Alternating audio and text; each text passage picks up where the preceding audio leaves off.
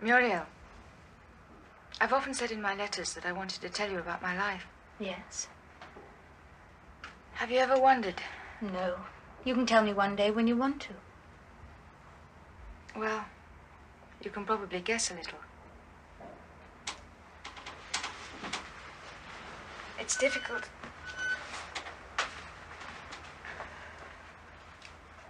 I've had 3 love affairs. I don't regret them. On the contrary. If you weren't Anne, I wouldn't believe you. But it is me, and I want you to know. What do you think of Nicolas? He seems to be in love with you. I didn't think anything. He was one of them.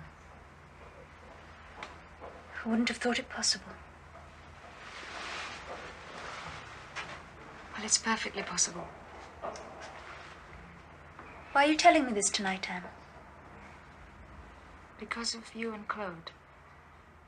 You asked him to go to the seaside with you, and he's agreed. I know what that could mean for you both. That's why I must talk to you. Look, Anne, it's late. We're both tired. Let's talk about it tomorrow. No. I've got to tell you. Very well. Do you remember Dürker? You met him in London one day. I had an affair with him, too. How could you? Do you blame me very much? No. I'm just listening.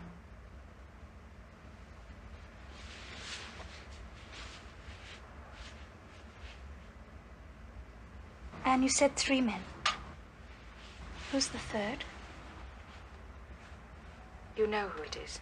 No. Dürker, Nicolas, and... You know. You know. No. I can't say it. Claude.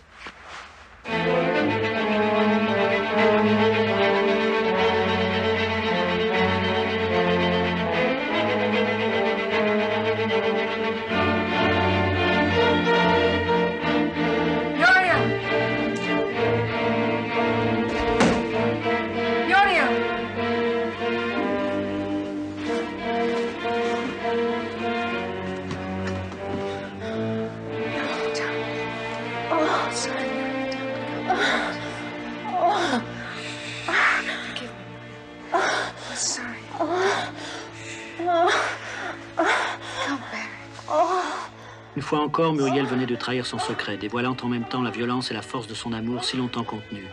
Anne la raccompagna au Pays de Galles, comme une blessée. Voici la lettre d'adieu que Muriel adressa à Claude. Claude, vous le savez, Anne m'a parlé enfin d'une crainte de me faire mal. J'ai été remplie d'horreur. Maintenant, je suis calme. Je sais qu'Anne vous aime et qu'elle mourra sans changer d'idée. Elle vous a aimé la première. Elle a renoncé sans un mot quand elle nous a vus ensemble en Angleterre. Mon égoïsme m'a empêché de deviner. Elle vous a apporté à moi. Elle a presque réussi à nous fiancer. Si une femme comme Anne ou comme moi se donne à un homme, elle est sa femme. Claude, voudriez-vous avoir 2 familles qui soient sœurs?